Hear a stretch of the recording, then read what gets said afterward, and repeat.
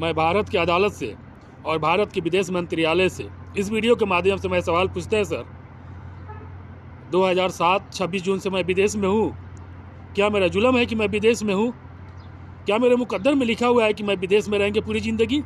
हमारा भी दिल करता है सर बीवी बच्चे के पास रहने के लिए, मगर हमारे देश में रोजगार आप लोग नहीं देते हैं, जिसकी वजह से हम लोग बहुत परेशानी उठाते हैं। यहाँ पे गल्फ के अंदर 100 में 95% सर ऐसे मजदूर हैं भारत के जो यहाँ पे बहुत दर दर के ठोकरे खा रहे हैं और कर्जे में इतने डूब जाते हैं कि उनको 2 साल 3 साल लग जाता है वो कर्जे पूरा करने में। फिर भी उनके घर की हालात सीधा नहीं होता है और वो विदेश के हवाले अपनी ज़िंदगी को कुर्बान कर देते हैं। और जब सर यहाँ पे हमारा बॉडी एक्सपायर हो जाता है, जब हम मर जाते हैं ना, तो हमारे बॉडी जिस हालात में रहता है ना, उसी हालात में हमको बर्फ़ के बक्से में पैक कर दिया जाता है। और वो बॉडी भेजने के लिए बहुत ऐसा मुसीबत होता है यहाँ पे सर, 3-3 महीना 4-4 महीना लग जाता है बॉडी भेजने में। कंपनी चाहती है कि हम भेजें नहीं, कपिल चाहता है कि हम भेजें नहीं, और इंडिया वाले चाहते हैं कि हमारा बॉडी आ जाए। इंडिया में अगर कोर्ट कचहरी के चक्कर लगाते हैं, वकील के पास जाते हैं, डीएम के पास जाते हैं, एसपी के पास जाते हैं, वहाँ पर रिश्वत देना पड़ता है सर। एक मजदूर जो कमाने वाला था वो सऊदी अरब में मर गया। हम मजदूर हैं, हम कमा रहे हैं, सऊदी अरब में हम मर गए। हमारे घर में तो पैसा नहीं है ना, हमारे घर में तो पैसा नहीं का आमद ख़त्म हो गया ना।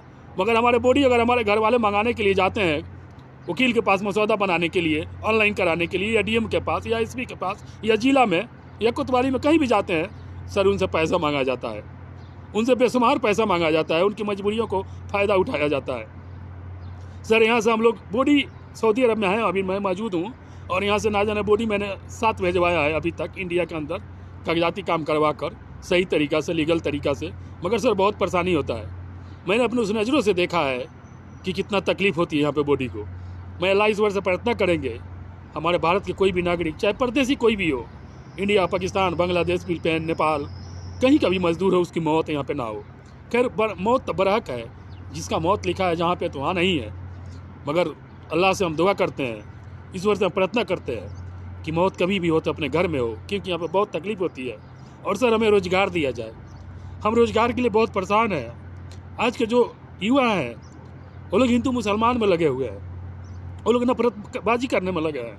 वो लोग गाय के नाम पे और भैंस के नाम पे, बकरे के नाम पे, तो हिजाब के नाम पे तो मुसलमान और हिंदू में लगे हुए हैं। उनको ये समझ में नहीं आ रहा है कि हमारा देश कहाँ जा रहा है। सर हम इतना दिन से कमा कर पैसा कहाँ पे भेजे हैं? अपने देश भेजे है ना। हर दिन हम लोग ना जाने कितना करोड़ रुपया भेजते हैं भारत के अंदर, फिर भी हमारे भारत गरीब है सर, फिर भी हमारे भारत गरीब है।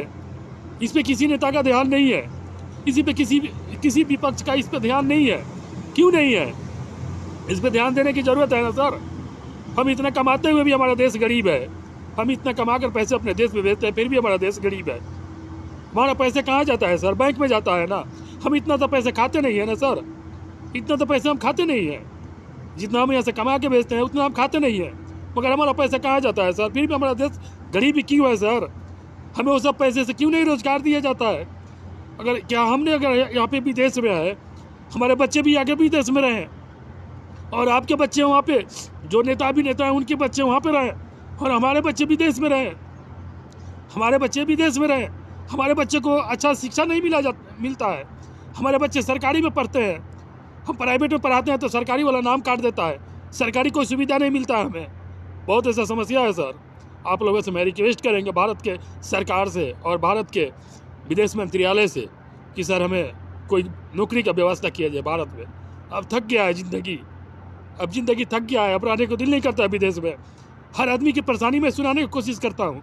ये तकलीफ़ हमारा नहीं है सर, हर आदमी की तकलीफ़ है। 100 में 95% ऐसे लोग हैं जो विदेश के अंदर बहुत परेशान है। और हाल दिल सुनाए तो किससे सुनाए? कोई सुनने के काबिल तो हो सर। इसीलिए आप लोगों से हम कहेंगे कि वक्ती तौर से आप लोग विदेश में काम कीजिए और चले जाइए, जाकर बीवी बच्चे के पास रहिए। आप लोग यहाँ से वक्ती तौर से अपनी ज़रूरत पूरा करके यहाँ से चले जाइए मेरे दोस्त, अपने बीवी बच्चे के पास रहिए। अपनी जवानी को ख़राब मत कीजिए, अपनी ज़िंदगी को ख़राब मत कीजिए। कम से कम जीते जी अपने बीवी बच्चे के पास जाइए, जहाँ पे मौत लिखा होगा वहाँ पे आएगा। आज भी हमारे जानने वाला एक दोस्त का मौत हो गया है, अब उसको बेटी भेजवाने के लिए एम्बेसी के चक्कर लगाएंगे, और यहाँ के हुकूमत के जो बड़े अधिकारी हैं उनसे जान पहचान है कुछ लोगों से, तो उनके पीछे पड़ के हाथ पाँव जोड़ के उस दोस्त को बॉडी भेजवाने के लिए कोशिश करेंगे। क्या करेंगे? जितना हमसे होगा उतना इंसानियत की अपनी हक अदा करेंगे। खुदा हाफिज़।